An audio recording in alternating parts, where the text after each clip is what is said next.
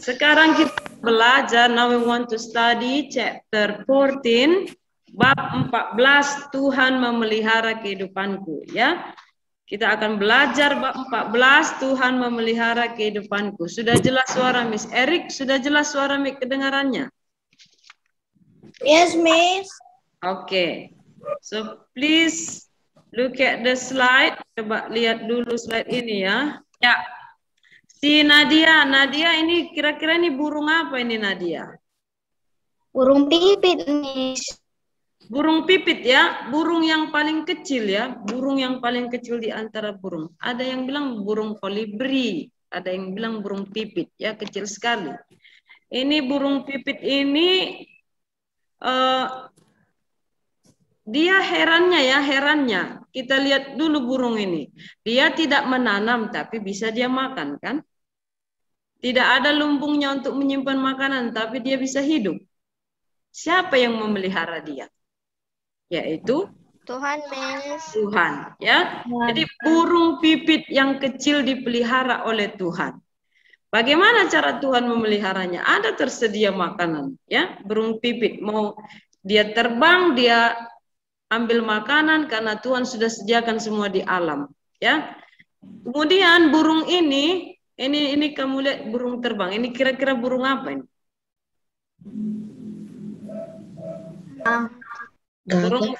Burung merpati atau burung apa ini ya?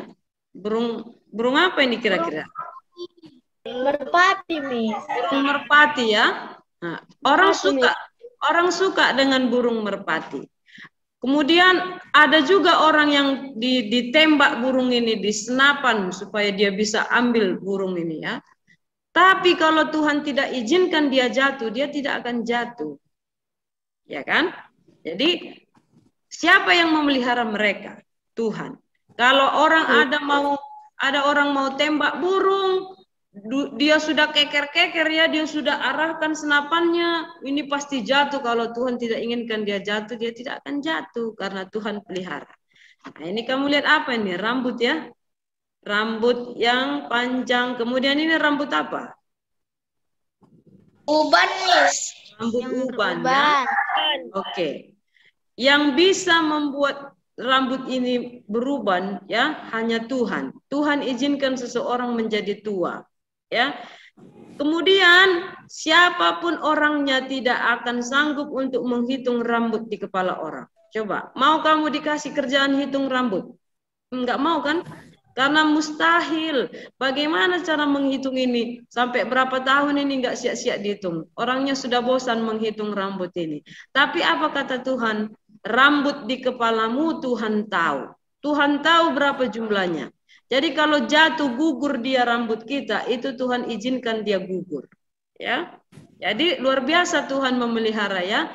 Rambut di kepala kita dia tahu berapa jumlahnya, dia tahu gugurnya berapa, satu hari gugur berapa. Bahkan Tuhan pun sanggup untuk memutihkan rambut seorang kalau Tuhan berikan dia umur yang panjang. Burung pipit tidak akan jatuh. Burung pipit tidak akan mati kelaparan karena Tuhan yang pelihara. Burung tidak akan jatuh ke tanah kalau ditembak kalau Tuhan tidak izinkan. Firman Tuhan berkata, kamu dan Miss lebih daripada burung, ya. Karena apa kamu lebih daripada burung? Karena Tuhan sudah memberikan kepada kita rohnya, ya. Oleh sebab itu Tuhan akan memelihara anak-anak Tuhan, ya. Kita akan lihat video bagaimana Tuhan memelihara kehidupan orang yang percaya kepada Tuhan meskipun terjadi musim kelaparan 3,5 tahun. Siapa orang itu? Siapa yang tahu? Siapa yang Tuhan pelihara pada saat musim kelaparan? Elia. Ya. Siapa yang jawab itu? Elia. Miss. Iya, Nabi Elia. Yang jawab pertama siapa ya? Yang jawab pertama. Siapa? Pici.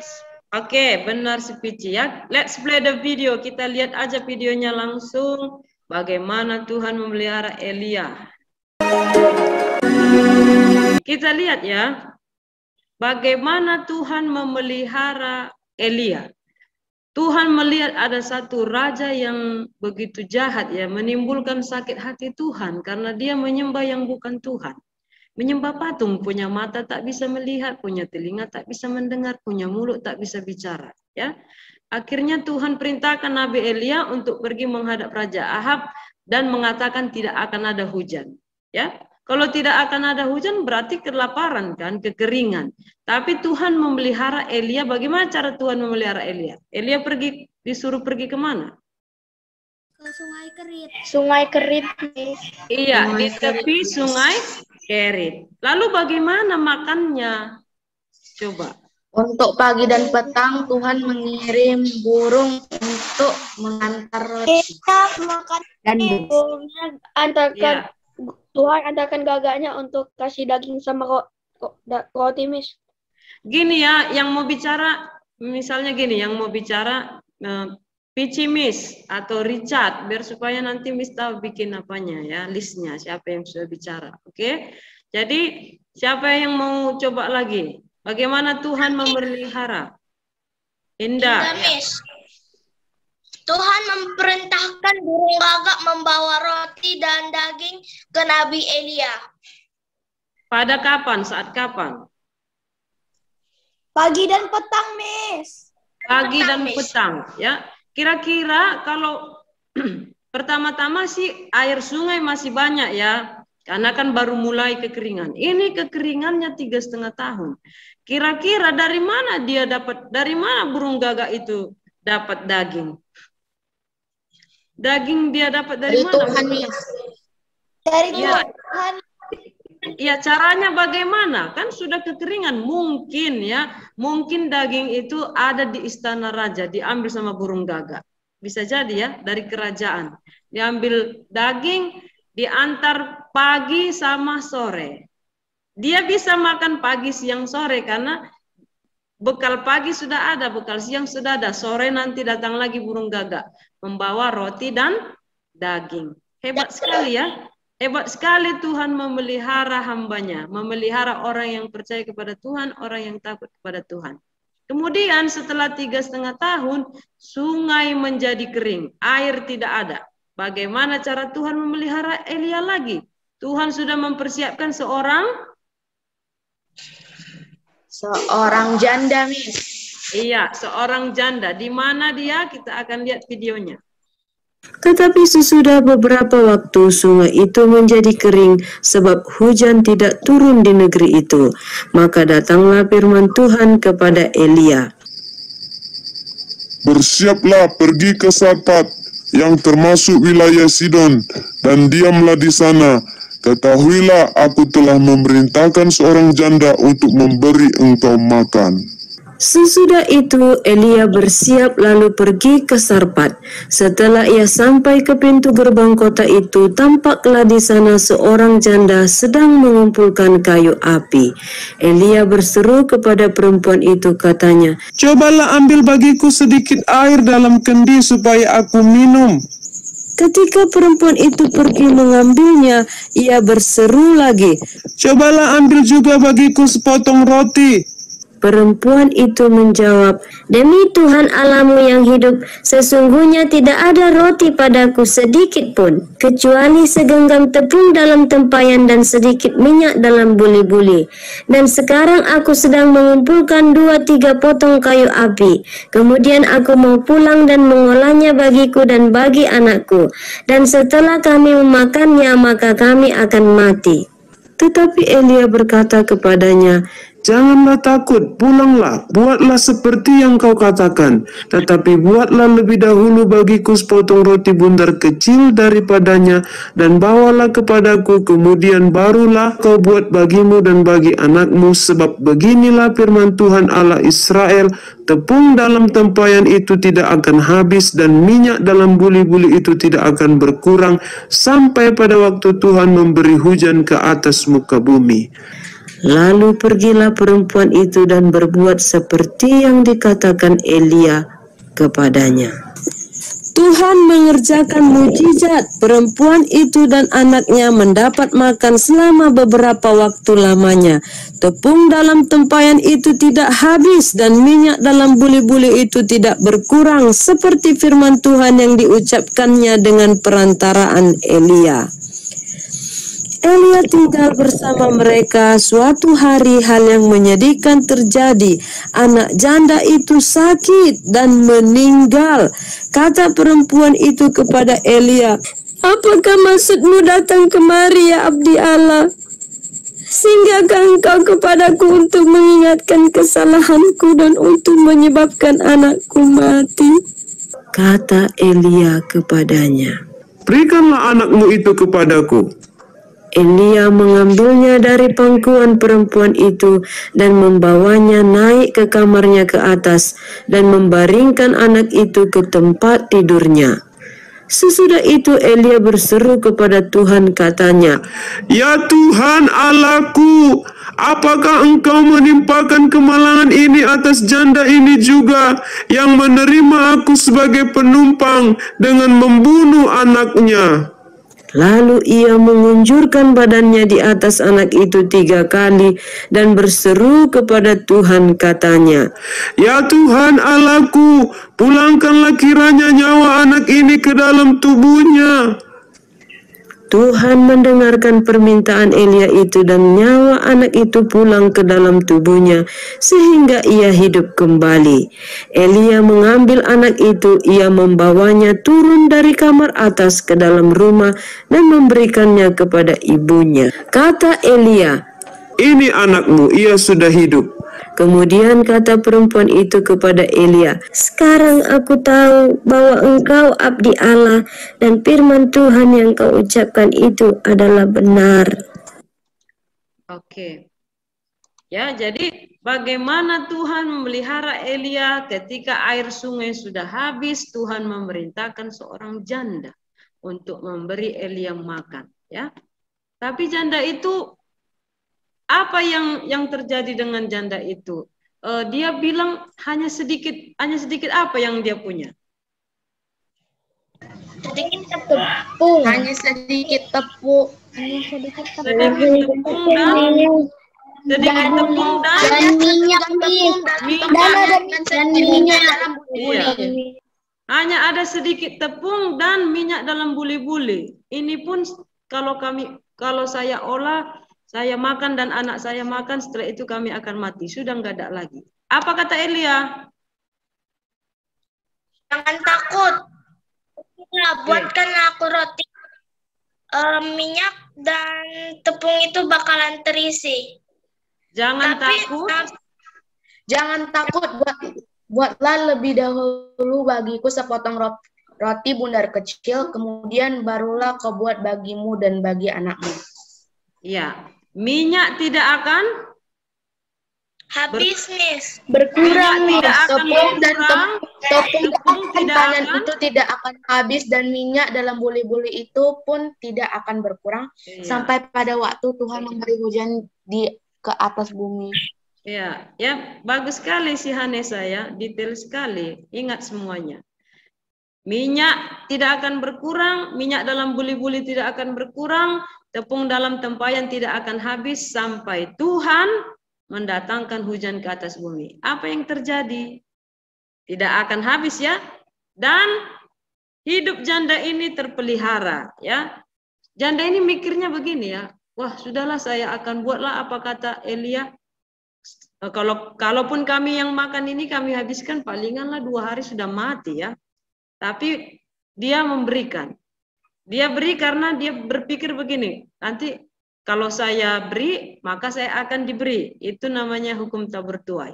Tapi setelah anaknya meninggal, dia semakin mengenal Tuhan. Karena apa? Karena hidup kembali anaknya setelah Elia bermohon kepada Tuhan. Apa kata janda itu yang terakhir kali? Sekarang aku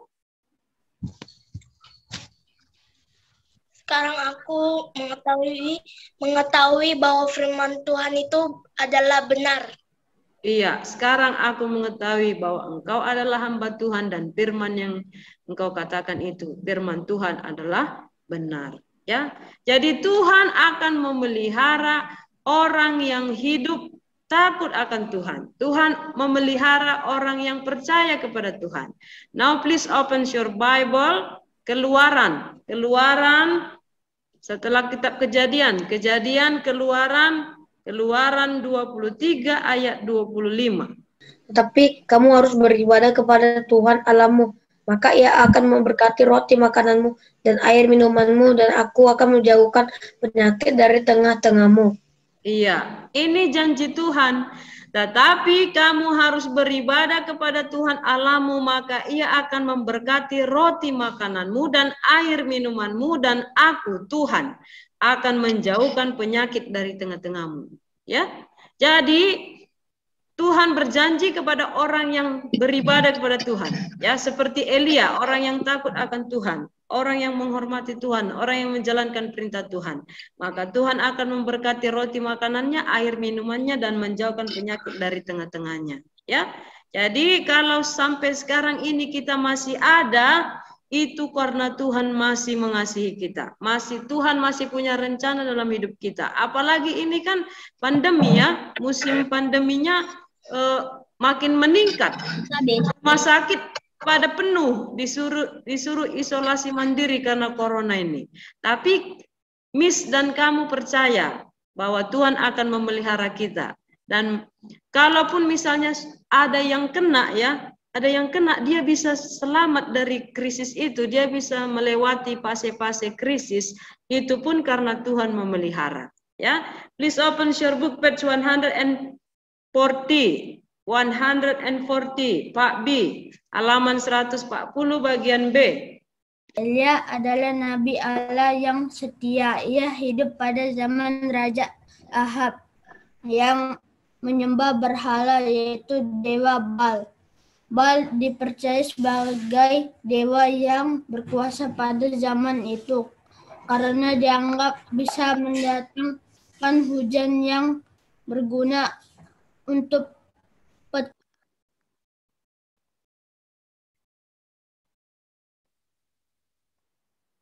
Indah, Miss. Indah belum, Miss. Sabar dulu ya, lanjut Gapin. Bahwa Baal adalah ilah palsu. Allah mendatang musim kemarau yang sangat panjang di negeri itu. Hujan tidak turun sehingga ladang gagal panen. Mereka kehausan dan kekurangan turun sehingga ladang air untuk kebutuhan sehari-hari. Elia mengatakan kepada Ahab bahwa embun tidak akan datang dan hujan tidak akan pernah turun kecuali jika ia mengatakannya. Next. Akan tetapi Tuhan memelihara kehidupan hamba-Nya, yaitu Nabi Elia. Allah berkata kepada Nabi Elia agar Elia pergi ke sungai Kerit dan tinggal di tepinya selama musim kemarau berlangsung. Di sungai itu Elia masih bisa minum. Bukan hanya itu, Allah juga mengirimkan burung gagak yang membawa roti dan daging untuk Elia, sehingga ia bisa menikmati cukup makan dan minum selama berada di tepi sungai Kerit. Next. Jika berada di posisi Elia, apakah kalian juga akan percaya terhadap peliharaan Allah? Orang yang sungguh-sungguh mencintai Tuhan akan dipelihara sehingga bisa mengatasi masa-masa yang sulit. Pada waktu Allah memelihara Elia tidak menjadi malas-malasan karena pertolongan Tuhan, karena ia sendiri pun sebenarnya mengalami penderitaan sebentar. Jadi kekeringan itu jadi kita sebagai anak Tuhan juga terkadang mengalami masa yang tidak menyenangkan, tetapi Tuhan tetap memelihara kehidupan kita. Iya, ya. Jadi masa-masa yang sulit, masa-masa yang tidak menyenangkan, Tuhan tetap memelihara. Ya, Keka. Apa pengalamannya Keka? Keka juga kan dulu pernah kena virus corona, Miss. Oke, kemudian coba ceritakan ya Keka, singkat saja boleh. Bagaimana Tuhan memelihara kehidupan kamu, siapa saja yang kena, terus bagaimana yang kamu alami? Pertama kan, Miss, Mama demam. Belum tahu tuh Mama kena virus corona. Pas Mama cek, ternyata Mama udah kena. Jadi Keka harus jauh sama Mama, pisah sama Mama tinggalnya, Miss. Terus lama-kelamaan Keka sama keluarga Keka yang lain juga ikut kena, Miss. Terus waktu udah 14 hari isolasi mandiri, kita sekeluarga cek lagi, rupanya udah negatif lagi. Waktu kamu masa-masa krisis itu apa yang kamu alami?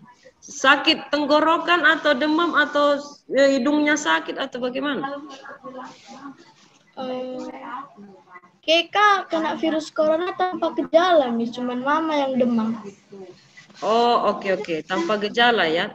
Cuma mamanya demam ya.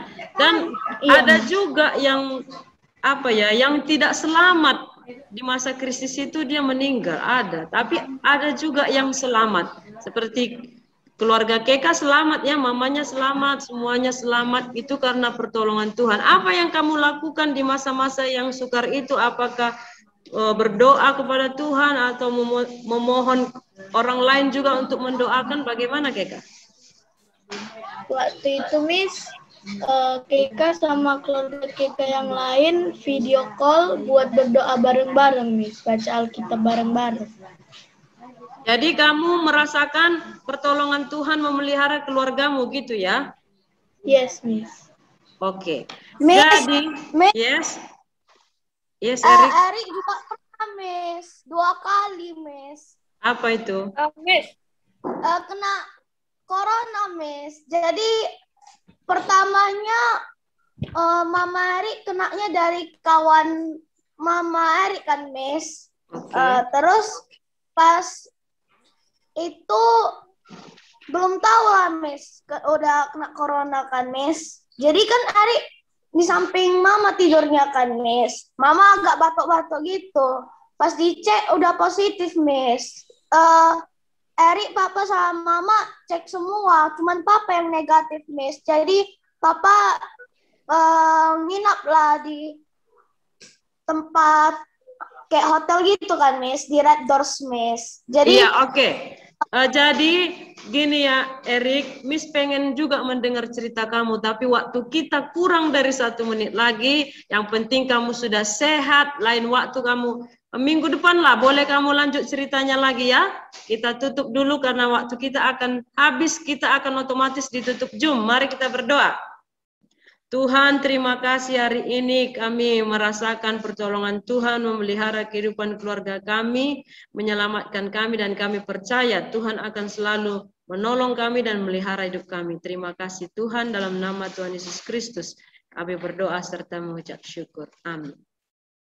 Oke, see you, bye-bye all. Nice to meet you. Ya, jangan lupa Erik, minggu depan cerita lagi. Bye.